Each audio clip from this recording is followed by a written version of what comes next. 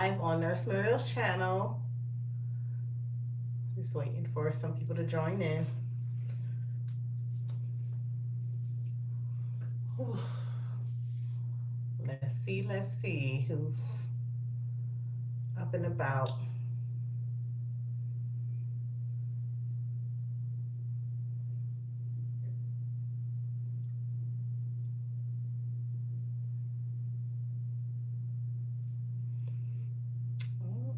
7 billion people and no one is out and about. Oh, I should have brought my games. Hello, hello. Hey, Jenna's Life. How you doing?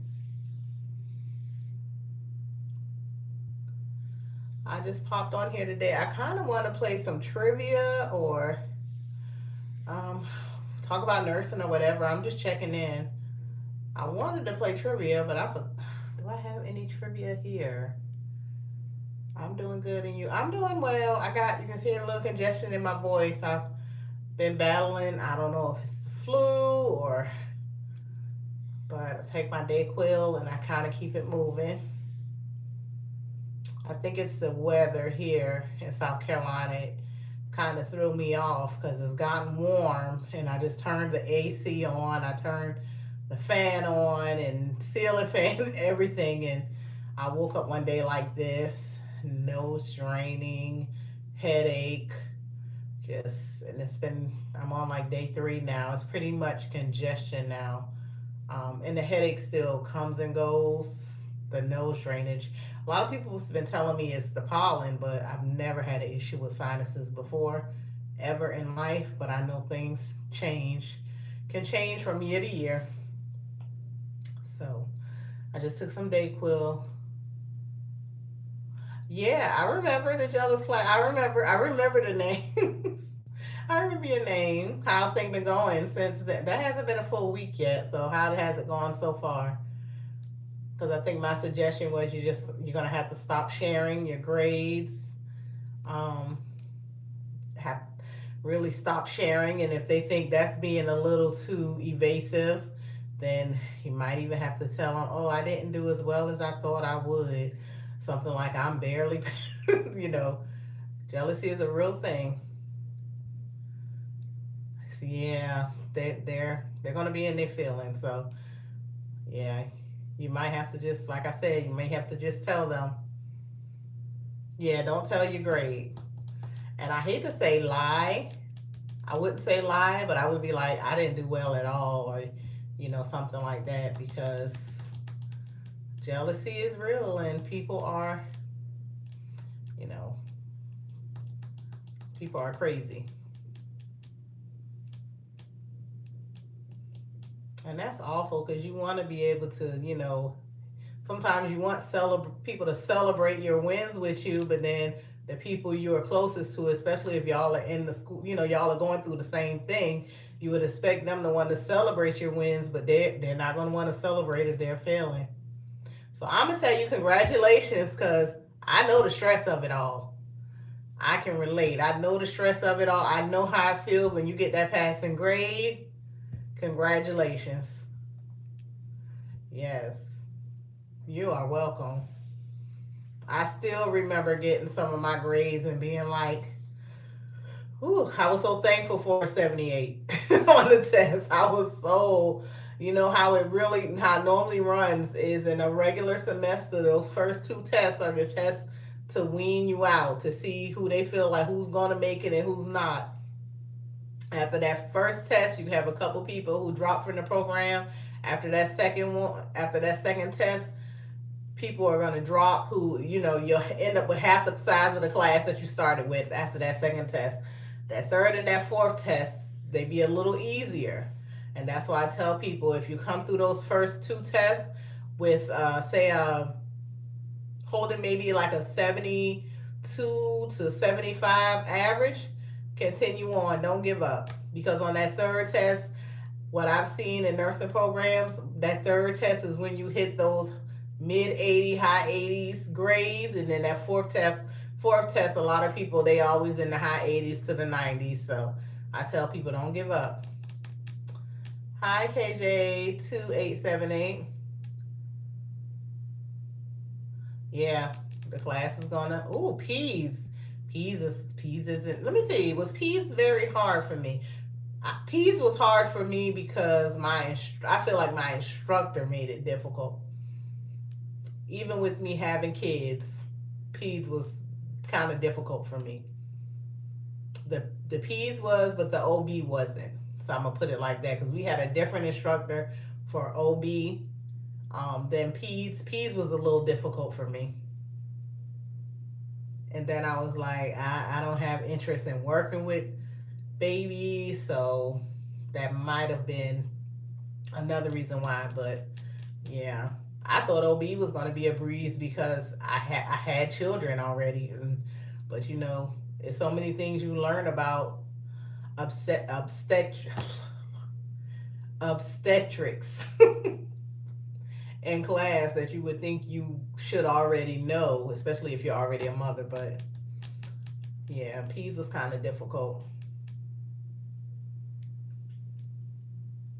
And then the med surgical part of school, it was learning about the cardiovascular system that was difficult. That was the test that a lot of people, that was the first test, and a lot of people started dropping after that first test. Yeah, they make it harder. They do. I tell people now to like I was telling my daughter, and she was like, I think I touched on this. I was telling her to to go ahead and start getting ready for her nursing journey by learning the body systems, because I think that's going to be the most difficult, because you can be learning about systems, but if you don't really know what, like, it's like you need to go in knowing what these systems do when you start school so that you can follow along with the teachings, to know why this affects this and this affects this, and how if this shuts down, this may happen. Because once you learn it that way, then it'll be easier to kind of connect the dots, especially on the test. Because the tests are set up like how our tests were set up was like a patient presents to the hospital with this, and this. What would be your course of action?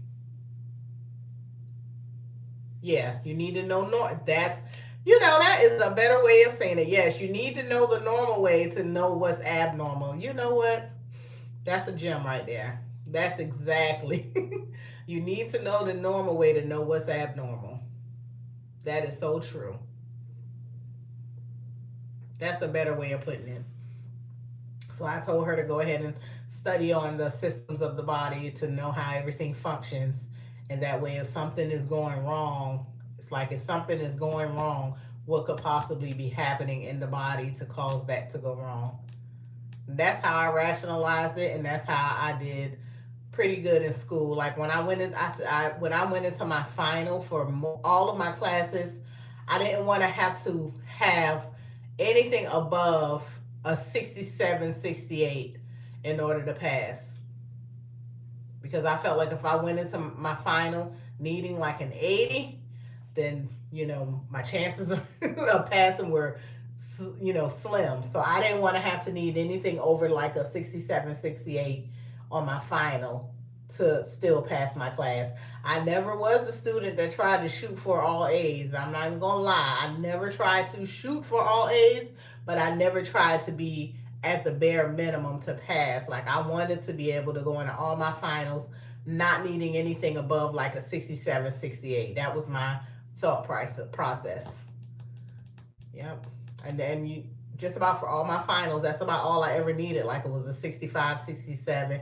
And even that ain't even easy to come by for everybody. But I usually knew when I got up from my final how well I did by taking note of how, like, if the majority of the questions I knew it like this, and I had most of our finals were like 100 questions, or we'll have the 50 questions, 2 points apiece, or 100 questions, 1 point apiece. If I knew them. How did you study for your finals? I all my studying I did with groups, so that may not be the best recourse for you, since you haven't issues with the people in your classes. But a lot of my all of my studying throughout my RN, because my LPN to when I did my LPN, it was different because I really didn't live near any of my classmates, and so everything was self study. But for my RN, we went in groups, and we would remember questions. Just remember questions from the test. A lot of times, instructors will pull your questions from your test and put it on your final. So even after every test, just about throughout the whole class, the whole semester. But after every test, we would get together and we will review, like, okay, remember this question? What did you get for this question? What did you get for that question? Because they don't really tell. Do they tell us? I don't think they let us know what questions we got right or wrong after our test, our regular test. But there were questions that they would throw out when some classmates complained, like, it was a trick question or this and that. But we would compare questions to the test. We'd be like, oh, what about because all our questions didn't have like, they would have different versions of the same test. Like, my number one may not be this student's number one, it may be that student's number 20. So I would be like, oh, what about the question that said blah, blah, blah, blah, blah? What did you put? Things like that. And I'm trying to think, did we ever get like reviews of the test? I don't think we ever actually got like a copy of the test, or like to know which one we missed, which one we didn't. I don't think we actually got that, but we would get together and we would talk about the test. And so a lot of the finals were questions just pulled from the test. And so once we got the final, it was like, oh, I remember this one from the test. That was the answer. That was the easy thing about the finals. Hey, Deb. But yeah, that's how we studied for the finals. We actually did it in the group. My hardest class was my psych class, actually, in the RN AD and RN program. My hardest class was my psych class. I don't know where she got those questions from, but that was my hardest class. And that was the class too, where I made like my first test. I think I made like a 74. That was considered high because a lot of people were making like 50s and 40s. And I think my second test, I probably made like a 78.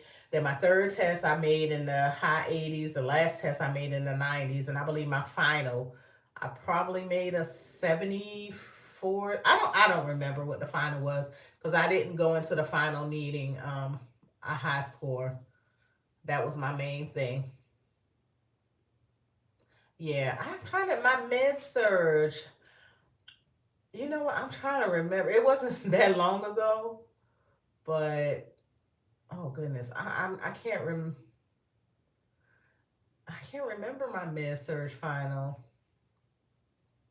But I do know my med surge class. Those tests were hard. The tests during the class were hard, except for that third and that fourth test. They were pretty easy. Yeah, med surge. Yeah. I tell you, those first two tests, take that cardiovascular and that respiratory. Those are usually the first two tests in every med surge class. It weaned out my class. Like, we went from like 87, 92. We were somewhere in that range, and we went down to maybe like 54 or something like that. Dave, my best one wasn't cardiac, but that was the most interesting to me. I really love the cardiovascular system. I just love learning about how the heart worked for some reason. But I know that wasn't my best test because I think that was the test I made maybe like a 72. That was the very first test of the semester. But I did like it, but it was just too complicated for me. Even now, I still have to go back sometimes and and look up. Okay, what does this mean? What does that mean? Ejection fraction. Was it ejection fraction? That took me out trying to really understand what does that mean. What is that telling? And then I finally got it. Okay, Jen, I don't remember anything from peds. I'm not even gonna lie to you. I knew I had no interest in going into peds. Well, Deb, you like the two hardest ones. Those are the hardest. Those are the hardest subjects. Those are the two subjects that get people kicked out. Well, that's when people start withdrawing from the program. You like the two hardest ones. I like cardiac, but it was difficult for me. Oh, you okay? That would have been a good career choice. But yeah, those are the two most difficult ones. Oh, okay. That explains it. Yeah. I'm trying to think. Like I said, I like the cardiac system, but it was difficult for me. Um, if I had a passion for one, you would think cardiac would have been my passion, but I didn't even discover. Like I said, I always wanted to do PACU, and that's a lot of respiratory and cardiac. But I didn't even discover PACU until after I was, or I think I was during that semester, but I had already taken those two tests. So RT is a good field to go into. All the therapies, OT, RT, and ST. They are very good to go into. My nephew who went into ST, he got his first job after his master. Well, he had a job with his bachelor's, but he got his first job as a speech pathologist, and he's making pretty good money. I'm like, you came out right out with making a good income. And then he was telling me about how he can travel with it. And I was like, I never thought about traveling, traveling therapies, but yeah, they travel too. I told him, oh yeah, you make a lot of money traveling. My stomach over here just a growling, and I'm trying to ignore it. Have you ever heard of MP speak about their experience? Experience what, working? A couple of those classmates of mine that I said I graduated with, they went on to get their NP. So are you talking about their experience working? I've worked with some NPs. Oh, okay. So yeah, so they some of them like it. Some of them started their own. One of my classmates, she started her own like IV therapy, not esthetician. She started her own like mobile IV therapy, but it wasn't it it it didn't I'm gonna say it didn't go as well as she planned because working in that with that type of you gotta be in the area where people can afford to have that done. And we already had like two or three of those type of clinics or here. So she does more working on the floor than she does with her own business. Another NP, she actually moved to Virginia and she got her doctorate. And she works in a physician's office. She's not practicing autonomy, whatever the word. She doesn't. I don't know if you have autonomy in Virginia, but you don't have it in South Carolina. So, but she's working in a doctor's office in Virginia. Who else? One of my coworkers, she was actually still working in long term care with her NP. It took her about a year to even find a job. And she told me when she did find a job, being that she wanted to stay local to South Carolina, she started at like with 95,000. I think that was her starting pay, and that was back in 2024, 24 or 20 yeah 2024. Um, those are the only three that I kind of not that I kind of kept up with after they got through their nursing journey, their NP journey. And my coworker, the only way I knew about her is because I actually had to work because I was doing a contract and I actually had to go work on the floor with her. And she was telling me, um, she just telling me about her being an NP and having a hard time finding a job. And I stayed working at that facility for so long that she eventually, when she did get a job, she told me. I work with a psych NP where I work who um, had a hard time finding a full time job. She works like 2 or 3 days a week at a clinic, I think at Myrtle Beach. Yeah, and it's so crazy how they're hard to come by when there's such a shortage of primary care physicians. Like there are not as many doctors graduating. From what I've read, there's not as many doctors graduating as there were before. And with the population, the population of sick people, people needing healthcare PCPs, you would think that it wouldn't be so hard for nurse practitioners to find a job because these doctors' offices are overloaded. But yeah, I've been hearing, it's getting harder and harder to find jobs as an MP. But and one of my other coworkers, her mother is an MP and she works at one of the CVS's in their minute clinic. So that's always a route to go too. Yep. Add a Q&A sticker, leave on. Let me hit this because I don't know what this Q&A thing. Okay, I'm gonna see what this Q&A thing is, y'all. Leave on read. I don't know what this is, but yeah, I got a coworker now who we talk a good bit when we work together, and she's in school. She's at Chamberlain. Jobs are getting harder to get. Now, I don't know about the RN jobs. You can walk out your door and throw a rock and hit an RN job. Like it's not. I guess it depends on where you're trying to get the job. But I don't know if the RN jobs are hard to get. Like they're all over. Yeah, they're all over. Especially with so many places um, utilizing so many agency nurses because nobody want to be staff. I don't know how there is not there's RN jobs everywhere. Trust me. I be trying to recruit some nurses to come work with me. I know the pay is low, but I be like, Lord, we need some good nurses. Please. We got 60% of agencies. Yeah, I understand, Deb. I'm only staff for the benefits. I'm only working staff for the benefits. Yep, I work for the state. That's it, Deb. I'm trying to get some type of pension too. And I've scheduled three um, video call appointments with my benefits the benefits team or whatever.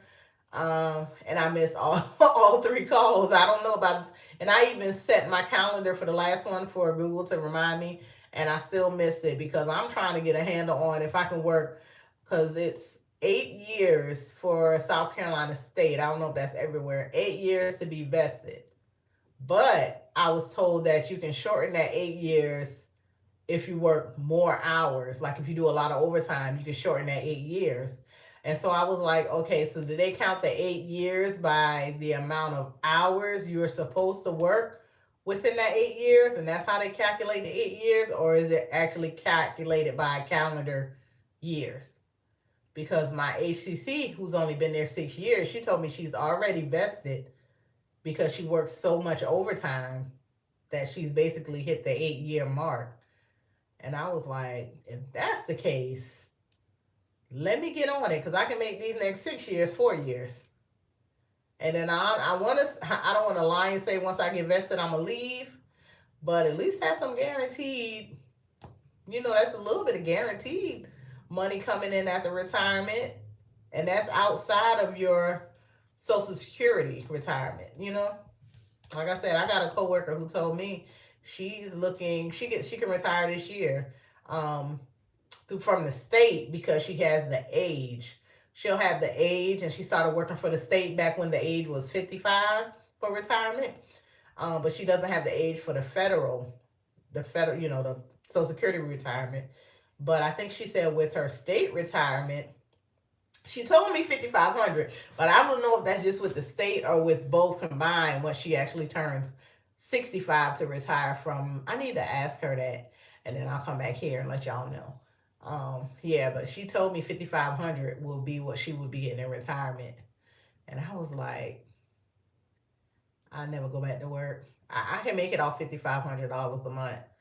I can make it. And then she has a little side gig where she well, can I make it? Lord, can I make? Yeah, I can make it off 5,500, and I'll have my little trash business on the side. Yeah, because I think for me, I would have to be 67 to retire for the Social Security. But I'm doing early retirement. I already said I'm not waiting to 67 because by the time this is the way I think about it. So I know there's a difference in the money, but it's like it's like a few hundreds of dollars. It's not like thousands of dollars. It may be anywhere from 300 to maybe 300 to maybe I'm gonna say for the career we have, it may be like 500 to maybe $700 Well, that's a lot of money, but I don't think it's that much. I'm gonna say about $500 difference. So from 62 to 67 is 5 years. That's, say my retirement. I hadn't checked recently, but say my retirement, my Social Security, I qualify for 4,200 if I wait till I'm 67. But if I retire at 62, I'm only going to get, let's say, 3,200. 30, so that's like $1,000 difference. But every year your Social Security goes up. And if when you do early retirement, you can still work. You just can't work. You can't make over a certain amount of money if you continue to work. So say I'm getting $3,200 a month from 62 to 67. That's 5 years worth of money that I'm getting, that I would have if I didn't retire early. I would still have to be on somebody's job working to make money. Instead, I'm 62, not having to work if I don't want to, still getting some money. When I turn 67, by the time they give you those increases every year, I probably will be at the 4,200 anyway, or close to it anyway by the time I turn 67. Plus, I would have gotten 5 years worth of money because I got it at 62. Then on top of that, they let you can work at 62, you just can't make over a certain amount of money per year. So say they say, okay, well you can't make over $20,000 and get your early retirement. I just won't make over $20,000 on the books. Like I just won't make over $20,000. I just will work, get my 20,000 that I can make, which might be 2 day, 1 day a week, maybe, and just to stay mobile and doing whatever, and then still draw my early retirement that I'm going to be drawing every month. And then once you hit retirement age, which is 67, you can work unlimited amount of hours and make unlimited amount of money. Now, mind you, I'll retire at 62, but I also will be, along with getting an early retirement from like the federal regular Social Security, I'm going to be getting, hopefully if I make it, my pension from working the state job too. So my goal really was to retire at 50, y'all. When I was like, I'm gonna take this trash business full throttle, and this is gonna be it, and we're gonna be trying to bring in at least like 15,000 a month, so I can stop with nursing altogether. Let me say, you're dealing with these customers, being the only person taking these calls, setting up these accounts, sending out these late notices and all that. It's a lot. So I'm like, okay, might not do 15,000, but we're pretty good where we are now. So I'm trying to keep it to where I don't want to order any more cans. But so if I have that coming in from my state job, if I have my retirement coming in from early retirement at the age of 62, and if my trash business is still going well, which I don't see it not going well, and I believe the 401ks, I believe you can't you start drawing that at 59 and a half, I believe. But anyway, I think I'll be straight. The thing is, I'll just have to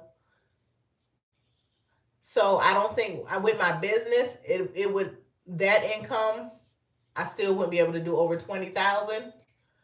Um I'm not going to get too much into Uncle Sam, but let me just say that with businesses, it's ways around things. I'm gonna just say it like that. There are ways around businesses. So I'm gonna just put it in reference to this. So I have family members who braid hair. They file 1099s on braiding hair. There's no way for the government to really know how much money they're actually making braiding hair. But they make money braiding hair. They can make $1,000 a week. They can make $600 a week. Who knows? It's cash payment. Unless a customer pays, like you may have a customer who pay via, they may have a customer who pay via Zelle, via Cash App, or cash.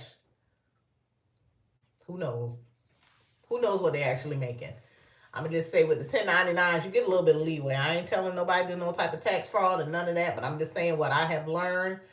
And also with my business, when I did my tax, I didn't do my taxes last year. I actually got someone who actually worked for the IRS and they knew all the ins and outs. And let me tell you, the rich stay rich and don't pay taxes.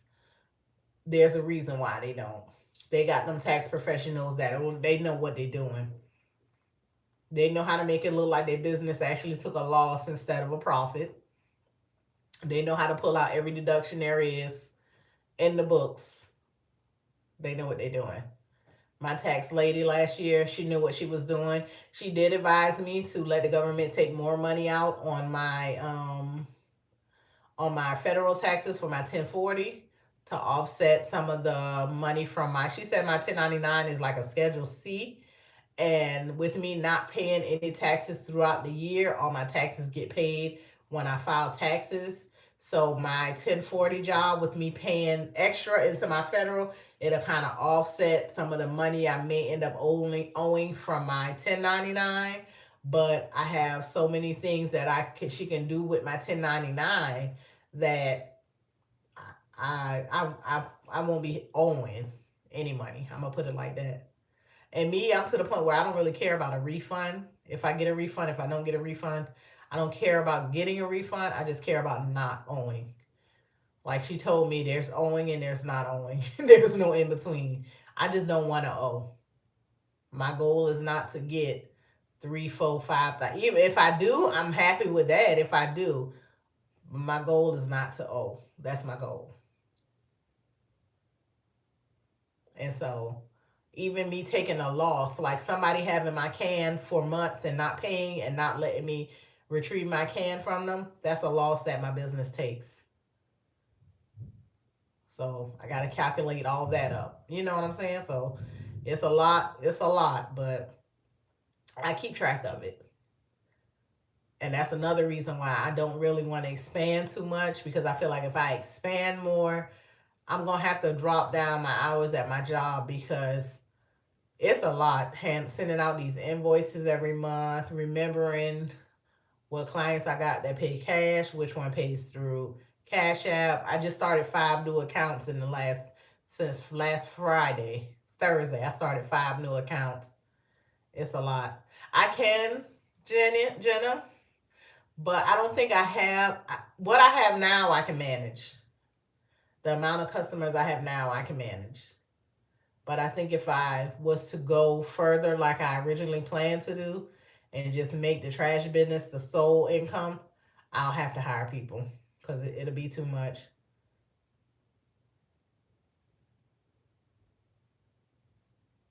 The only reason it's not as difficult as it could be is because we have a lot of clients who pay on time every time. As soon as they get that invoice, it's paid. But then we have some clients who, if I don't stay on top of it, they'll get 3, 4 months of service for free. Because it's like, I got to send you an invoice, then I got to send you a reminder, then I got to send you an email, then I got to say, like, I got to go through all that for a payment. And then I have a few clients who I did that. They ended up going like 3 or 4 months because they didn't want to give us our can back. And I was like, you got the can, but you're not getting the service. So why are you holding on to the can? Just put the can and I don't want to go take people to court behind a trash can, but that's supplies. You're holding out supplies, and then I'll get the can from them some type of way. Like sometimes my driver will see it, like pull, or he'll catch somebody outside when he happen to drive by, and he'll tell them, yo, I need that can, whatever. But I'll get the can back from them, and then 6 months later, they're reaching out to me for service again. I'm like, are you serious? You serious? The deposit you'll have to pay to get service. I don't think you want service from us no more, because you're gonna have to pay those 3 months that you didn't pay. Plus, you're gonna have to put a hefty deposit for the you. Basically, gonna probably have to pay for half a year of service to even get another can with us. So, yeah.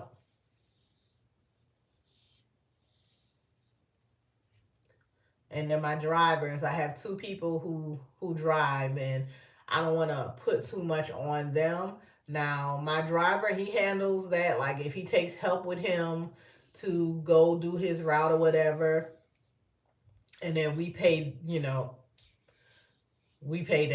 But they don't be wanting no 1099, but we pay them. And so I let him handle that, and that comes out of the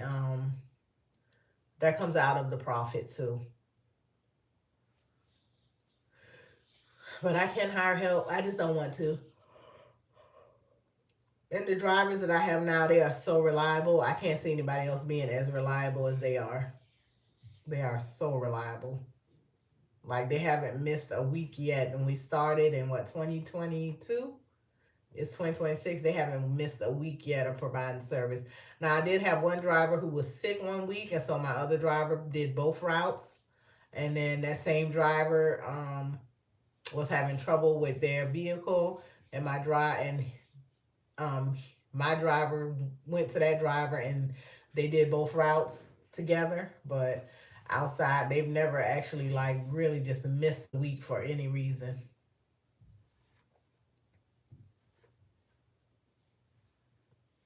Hmm.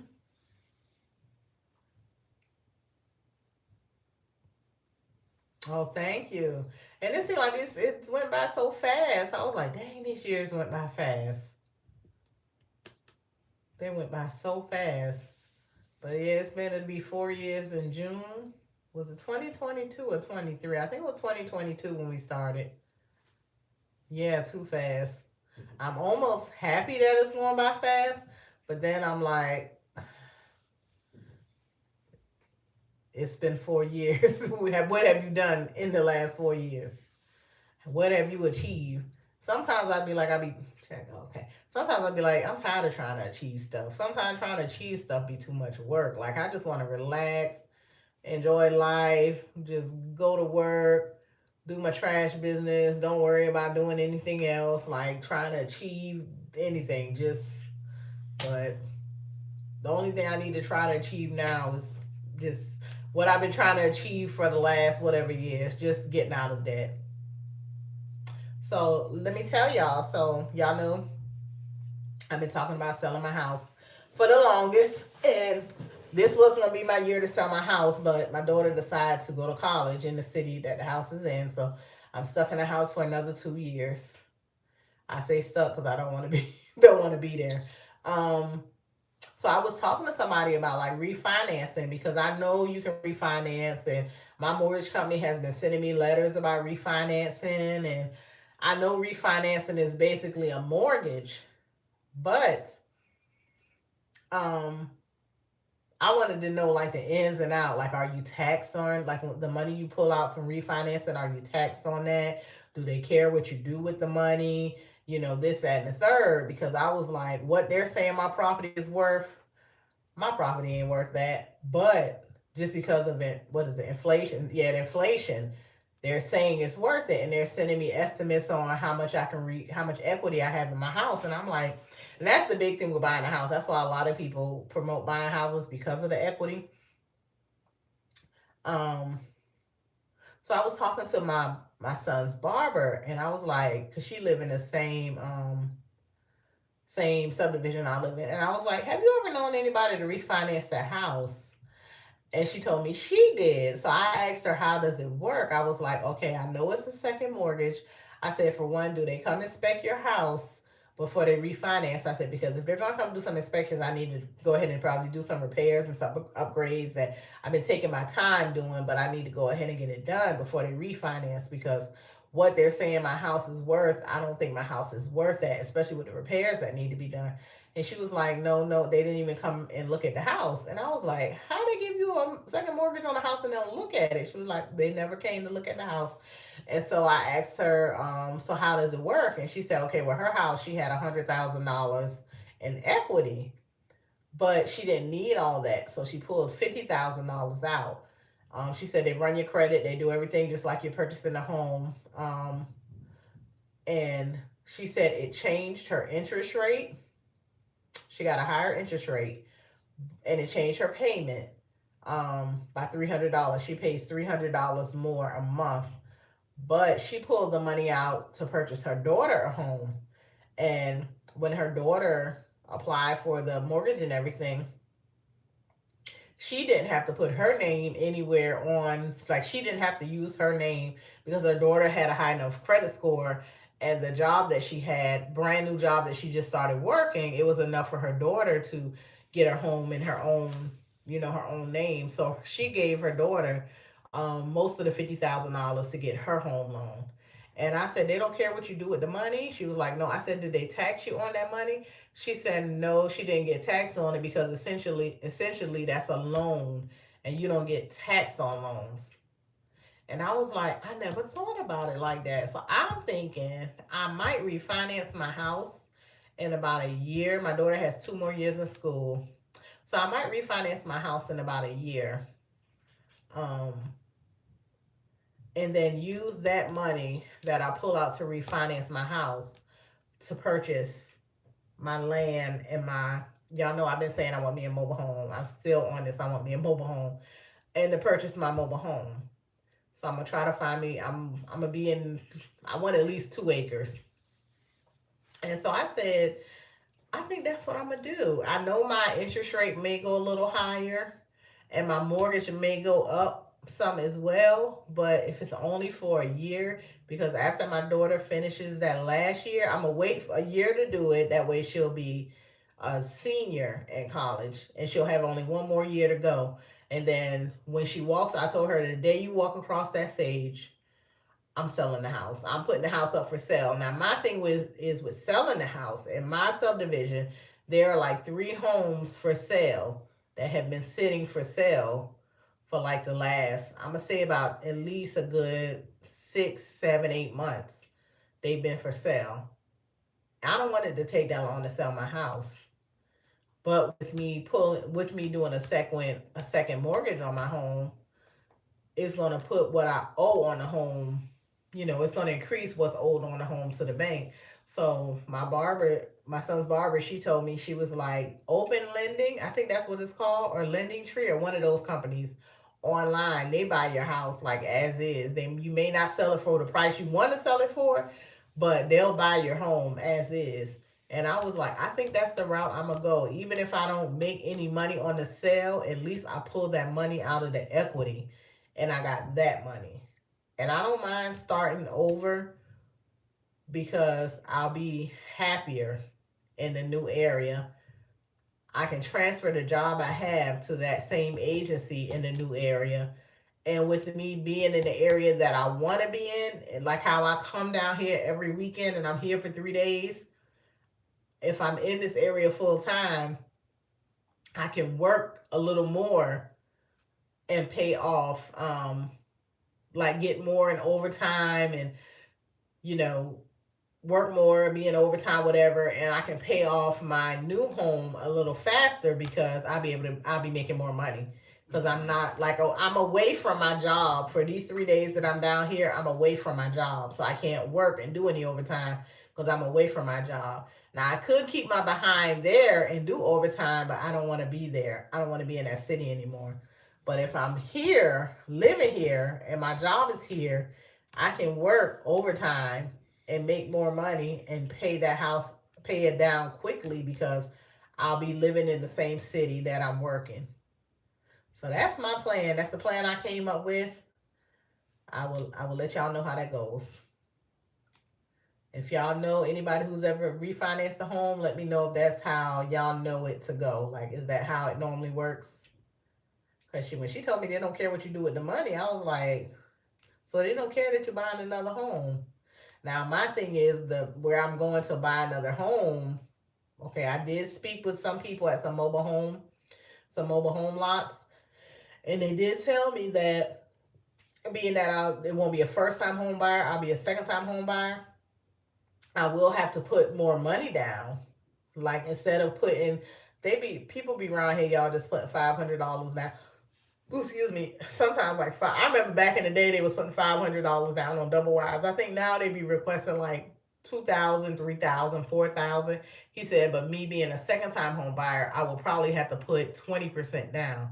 So I'm like, okay, 20% down, maybe about $10,000, $15,000, depending on the mobile home I get. But I'm fine with that because I will have pulled that equity out of my other house to put that down And then they also help you find land, but I don't want to do a package deal. I want my land to be separate from my house. So if they find the land for me, I want to finance the land on its own and finance the mobile home on its own. That way they're not tied together. That way, if God forbid anything happens with the trailer, um, I still will own my land, and the land is more valuable than the home, to be honest. Because once I have those 2 acres, then if my kids decide they want to put a build on it, they can build on it. Or if they decide they want to like buy a mobile home and put on it, they can do that as well. Because I'll have at least 2 acres. That's the minimum that I want, at least 2 acres. I need space. I need outside barbecue space. I need let my dog run around and enjoy her life space. I need space. So that's my plan for that. So what y'all think about that? And do y'all? I was gonna pull out that trivia game, but I don't know. Have to pay taxes if you own. Yeah, here in this state, I still you have to pay taxes on land, but taxes on land is much, much, much more affordable than home taxes. And then the mobile home taxes won't be as high because they're not considered houses. Mobile home taxes are more affordable than housing taxes. But I will brick my mobile home in at the bottom. Like my foundation will be brick. It won't be like the skirting that they put around. I want a brick in foundation. So, and then I plan to eventually over time. I plan to, even if I don't build the like brick the whole thing in, I do want a brick skirting, and I want a brick porch, a big brick porch built on the front of the mobile home. Because I want to be able to put me some rocking chairs out there, or some patio furniture or whatever. Well, it's gonna be in the front, so not patio. You know what, Jen? I thought about an RV because I would like to get out and get on the open road, but who I'm gonna get on the open road with?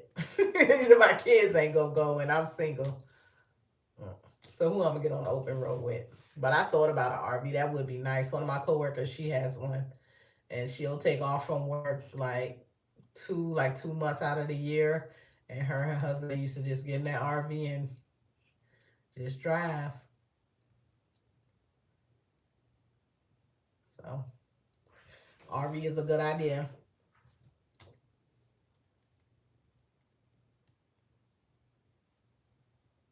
One of the one of my clients that we service with the trash business, we service a what are they, RV parks? We service an RV park. He has I think he has like 8 of our cans out there. 8 or 10. I can't remember, y'all. He had 12, and then he wanted to downsize. I think he downsized to 8. Yeah, he's one of our clients. And I was like, that's a good idea. I need to search out any other RV parks in the area because having trash pickup, I know that's an amenity that they really appreciate out there in that RV park, is having trash pickup. We pick up trash there once a week. We go and empty our bins. And I said, well, he can get some, like, if they're thinking between his RV park and somewhere else, being that he offers trash services, that's like, yeah, that's a plus. I would definitely go somewhere that's offering trash pickup before someone that's not offering it. And then it's in a nice little town. The town that it's in is like very little to no crime. If there is crime, there's like maybe somebody shoplifting out of a gas station. They really don't have much crime. If there, it might be a car accident or something like that. But violent crimes, they really don't have violent crimes in that area. Maybe once every 3 years. It's just a little town outside of the city that I'm originally from. Yep. So I thought about it. I was like, let me go advertise at some other RV parks. But in the county that I'm in, that county, there isn't. But in the county limits because we can't service the city limits because the city limits has its own city trash pickup. But in that county, I think there's only two RV parks. Yeah, and the other one is in an area that we don't currently service that area. But if I was to get a contract with them, I'll think about it. It's easier to, like, I would love to have a subdivision where I even spoke with one of my drivers about doing residential trash, like valet trash, and like, cause it's apartment complexes just popping up all over where I like where I'm here in the weekends. It's like apartment complexes just popping up all over the place, and I was like, I'm pretty sure they would love valet trash. We have valet trash here where I'm at, and it's just the little cans. They're like 13 gallon. What would be the best way to get in OB job? Talk when you go for your OB clinical. Start talking to people. Start rubbing shoulders. Talking to your preceptors. Finding out who the supervisor is over the floor. See if you can maybe talk with that supervisor, letting them know you're interested in working OB. It would be good if you had, like, if you knew somebody who knew somebody who could kind of get you in there too. But use your clinical time as their interview. That'll be if you don't know anybody, that'll be a easier way to get in. Use your clinical time as you interviewing for a job. Let them know, oh, I'll be really interested in coming to work. But I don't see. I mean, some specialties are harder to get in because everybody want to work them. So NICU, ER, ICU, NICU, ER, ICU, and labor and delivery. Everybody want them jobs. They be a little bit more difficult to get into because they have the least amount of openings than any other specialties in the hospital. Let me get off. I don't know who that person is. But yeah, advertise yourself and kind of like make your clinical your interview. And study as much as you can about that specialty before you go for your clinical. That way, you might, because you're going to have a preceptor. And if you impress that preceptor might be your way into getting a position at the hospital when you graduate.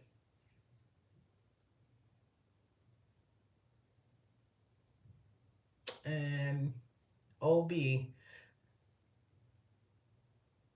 So are you talking about OB like working in the office or working like on, yeah, like working in the office OB? That's going to be even more difficult because they don't hire as many nurses in those on those jobs.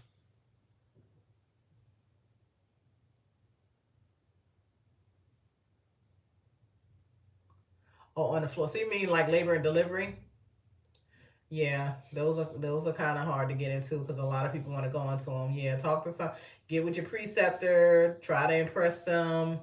Maybe if you can are able to talk to whoever the supervisor is over the floor, let them know you're interested, and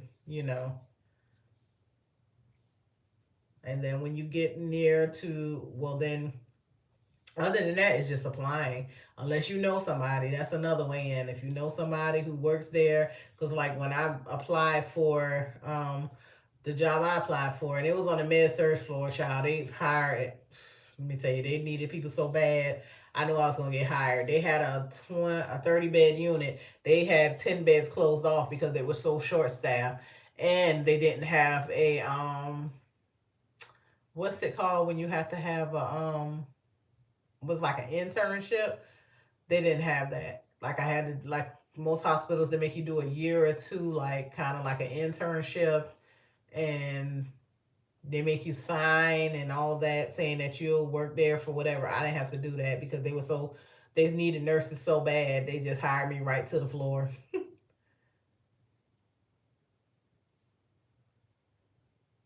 But yeah, do your interview on during your clinical. Did I do an OB rotation? I did an OB rotation. Yeah, I did one for LPN and I did one for RN.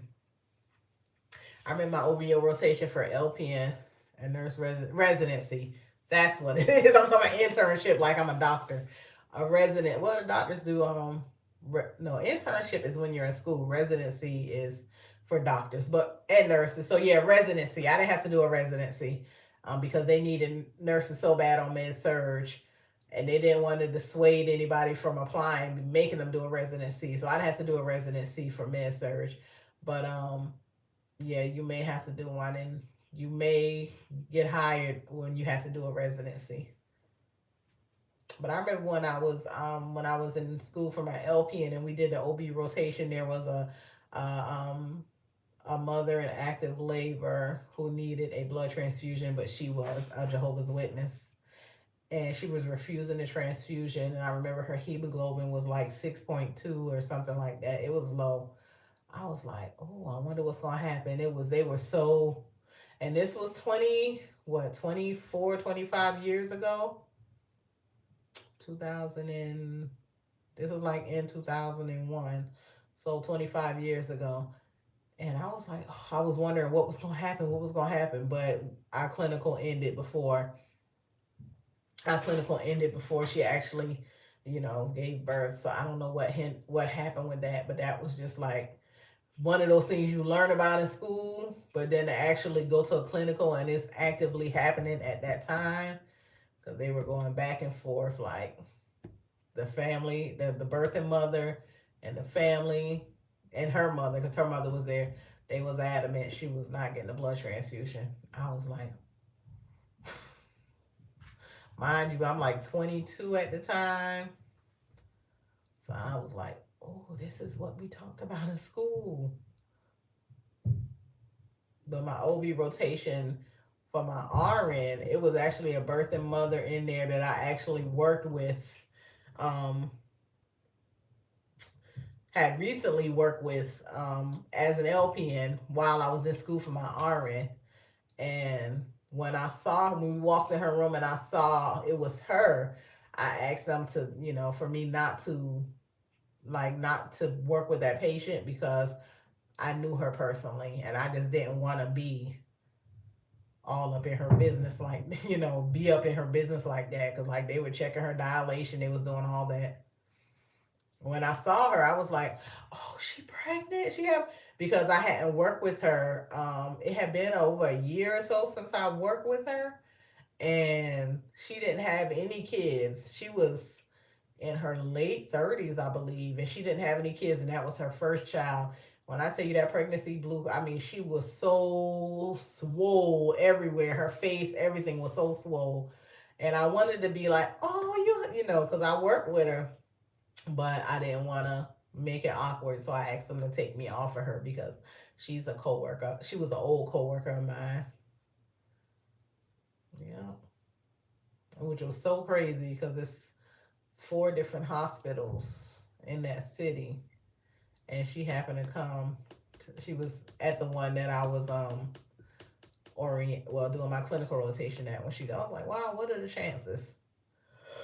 Yeah, she used to be my Facebook friend. I think on one of my old pages that I had before I made my new page. I should go look and see. Let's see. That stuff we ain't supposed to do. We ain't supposed to go check up on people who. I'm gonna say, I wonder how the baby doing, because the baby should be about. I graduated in 2019, so the baby should be, and she was having a baby in 2019, so the baby should be 6 now. 20, 21, 22, 23, 24, 20, going on 7.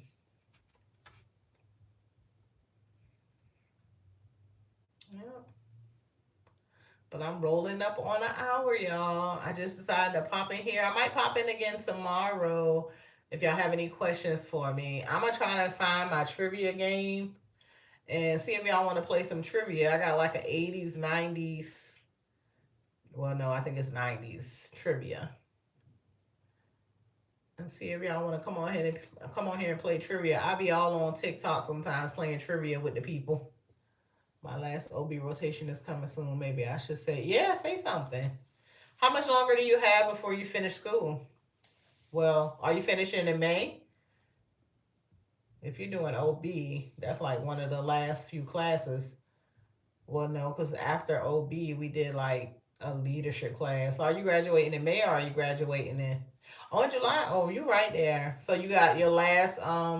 So this road this in July. So you're not going to like a conventional, technical school then. Graduating in July. It's not a conventional technical school because I know they don't have July graduations. They have May and then they have August. So after this rotation, then you have another set of classes. Yeah, LP and the RN, but is it like a traditional like is it like a traditional community college where they have like 14-week semesters, or is it like one of the colleges where they have like 8-week classes or 5-week classes? Because I know traditional community colleges have like 14-week semesters, and then for the summer, 5-week classes. Oh, okay. You might be going to the same school my daughter's going to. Her classes are five. Her class, the school she's going to, they'll have 5-week classes as well. So yeah, yeah. Try to sell yourself in this last rotation, because you're gonna have so many people, and you're gonna have a lot of people competing with you for that same job. Everybody wants OB, ER, ICU, and NICU. Those are like the top ER, ICU, four specialties that people are trying to go into. Nobody be trying PACU. I don't know why, because PACU is the bomb, but nobody don't really be. I've never heard anybody say, "Oh, I want to work in the PACU." I'll say if I lose some weight, I'm trying to lose weight again. if I lose, yeah, if I lose about 100 pounds, I might go try to work in the PACU at the state hospital here in this city. I'm the MUSC. I might lose 100 pounds. I might go and try to work in somebody PACU. I like PACU. The job I work now, I like it. Yeah, this is a journey here. I was gonna try get on here and start talking about it. I said, but I'm not gonna sit here and lie to y'all and have y'all going on a journey with me, and I'm gaining weight, not losing it. So I'm trying to. If y'all start seeing this face slim down, and just know I'm on it. I'm sitting here now with my leg weights on my leg. I done lost 3 pounds this week. I'm doing some crash dieting and trying to stay away from them carbs, and I'm 3 pounds down. I'm trying to be enough. Like I wish I could do 5 pounds in a week, because when my birthday roll around, I would love to be like 30 pounds down. I see a trip on the travel page that I'm a part of. They got a vacation in Puerto Rico the same week of my birthday. Yeah, them carbs ain't no joke. I be actively in my mind trying to think of what I can eat to not eat some carbs. And I had my day planned out good. I went riding with my daughter. She was doing some, I told her, she told me she was going DoorDash. And I was like, let me ride with you. But when I found out how DoorDashing worked, I was like, oh no, how people out here DoorDash? I didn't know that when the orders come through for DoorDash, they'll show you the tip amount and they'll tell you where to pick the money up, but they don't show you where the food is getting dropped off to.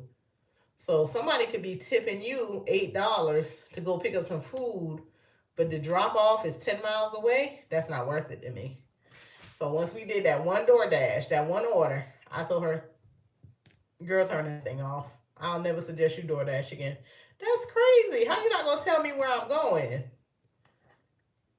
How you? I'm gonna pick up this order and I gotta pick it up. I'm within 2 miles of the place that I'm picking it up from, but to drop it off to you is 10 miles away. Ain't no way. I said, oh no, I don't understand how people DoorDash, because ain't no way I'll be. No, no, no. I got to know where I'm taking this food before I accept this order. Because if it's too far, I'm sorry, I can't do it. No, so I told her no, no more door dashing. Making pennies, right? She showed me one thing, a tip for $2.71. I said, who even cranking up their car to go pick up a, for $2? Who doing that? I said, nah, that person, nah, that person don't need to use DoorDash no more. And then her friend was on the phone, and her friend was like, she don't usually leave her tip until she get the money. $2 for an order? I told her, I said, girl, I won't tell you to DoorDash no more. Don't worry about it. Mm-mm. Because I was telling her while you out of work and before, because she started her CNA class Monday. So I was like, well, while you out of work, just DoorDash just to make you some, some extra money for the in between times. Just go ahead and just do some DoorDashing until you find a job. When she showed me that, or when she showed me that $2.71 tip, and then that next order, and I was when we picked it up, I was like, because it was two orders in one from KFC and one from Taco Bell, but they're always like kind of close to each other. So I said, so where are we going? She said, I won't know till I pick the food up where it's going. I said, what? I said, you don't know? I said, oh, hell no. These people might have you driving. And luckily, the drop off wasn't that far, but you don't know until you pick the food up when you're going. That's a scam. I don't know how. No. And then gas out here $3.45 a gallon. No, no. No, ma'am. I told her get on Indeed and do some applications. So she's looking for a second shift job now because their CNA classes will be in the daytime. Yeah. But what was I saying? Lord, I forgot what I was saying. Oh yeah, losing weight. So yeah, I was good. 358. Yeah, 358. Where you at? It's 345 here. At 345. Yeah, and I was like, you know what? I ain't trying to be all political, but anything over $2.50 was a problem for me. When it got up to it was just $2.59 like 2 weeks ago. I was like, see, them 9 cents taking me out. I need $2.50, but that thing went from $2.59 to $3.19 in 1 week. I said, this the BS right here. This the BS. And I filled my tank up, and it cost me an extra. It was like an extra $11 to fill my tank up more than what it was the week before. I said, see, this the mess. This the mess right here. So I had my day planned out what I was going to eat, and then when I decided to DoorDash with her, it kind of messed my plans up because I was going to eat stuff in the house. I already in my mind said, okay, girl, you just going to make this broccoli and this cheese. You might cut you up a little Roger Wood sausage. I had it. That would have been very, very low carb. Then I got me some sugar-free Jello, some sugar-free Cool Whip. I got me some Oikos yogurt. I was like, you're going to have you a good day. If you get hungry later, you can make you like a little tuna salad or something. That's how I have to do when, costing you double? Yeah, it ain't costing me double. It was like an extra $11, like an extra $11, $12. Because I was filling up my tank with like $39 and something. And now it's like 52, something like that. It cost me to fill my tank up the other day. 52 or 53. And I was on E, so yeah. But I had my meal planned out, and then I got jumped in the car with her, and I still did good. I went to Moe's Southwest Grill, and I built my own bowl. I didn't get any rice on my bowl. The only carb that I did get was the sauce. But then she wanted to go to ye old fashioned ice cream. I said, "See, you done took me out now she done took me, just knocked me all out because I hadn't built up the I hadn't built it up enough to resist some ye old fashioned ice cream. But luckily they had sugar free um butter pecan. So I got that, and then I got some wet walnuts. So that's the only carbs I've had so far today. Now it's 10:19. I've drunk three bottles of water. I'm gonna give me another bottle of water, and I do want something to eat, but I'm gonna do a little workout. Oh yeah, I love butter pecan, but my favorite flavor is cherry vanilla. I love cherry vanilla ice cream. If I had to choose to eat one flavor ice cream for the rest of my life, it would be cherry vanilla. The only reason I didn't get cherry vanilla is because they didn't have it sugar free.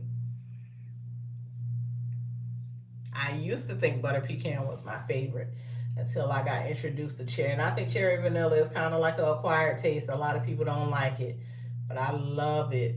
I love it. And I've loved it just about with any brand that I've had it, have eaten it with. Cherry vanilla is my favorite. Yeah. But if y'all see my face slimming up, just know I'm trying to get summertime fine. I'm trying to be ready to get out here and I want to be able to just look at myself and not be looking like a busted can of biscuits walking around here in my clothes because I got some. Yeah, thank you. You got it too, Jenna. We gonna do it this time around. I said by my birthday, I want to be 30 pounds down. Although that is a stretch, it can be done. My birthday is in May, and we at the second week of March. It can be done. I just gotta be real strict with it. But when y'all see this double chin ain't here no more, just know I'm doing the thing. When y'all see that double chin going, y'all gonna be like, "Oh, you slimming down, yeah, girl." Because at one time I contemplating going to get this liposuctioned off. I was like, I'm going to pay them thousands of dollars to get this liposuctioned off. But then I saw some people end up having like it looked like a little dent or an indention or something they be having, and they be looking like the skin will start sagging after they get it lipo. The skin be hanging, and then they neck be having like 4 or 5 skin roll. I was like, no, try to just try to lose it naturally. Like I want all this to be gone. I want all that to be gone. All that extra face. When y'all notice that, then y'all will know. Okay, she's sticking with it. Cause baby, if I stand up right now, if y'all see this sitting, just about sitting on my lap here is a mess. It's I'll be resting my hand on it. That's how it's a mess. But anyway, so I will see y'all. I might come back again this weekend sometime. I might come back tomorrow or Sunday. But I will see y'all then. It was nice talking to you again. Thank you, Jenna, for tuning back in. Yeah, it's nice talking to you too. And if you have any questions or just keep me updated about what's going on in school and how things go with your next clinic. When you say you was going back to the OB clinical? Let me see. By the time I go back to it, you'll probably already respond. Uh,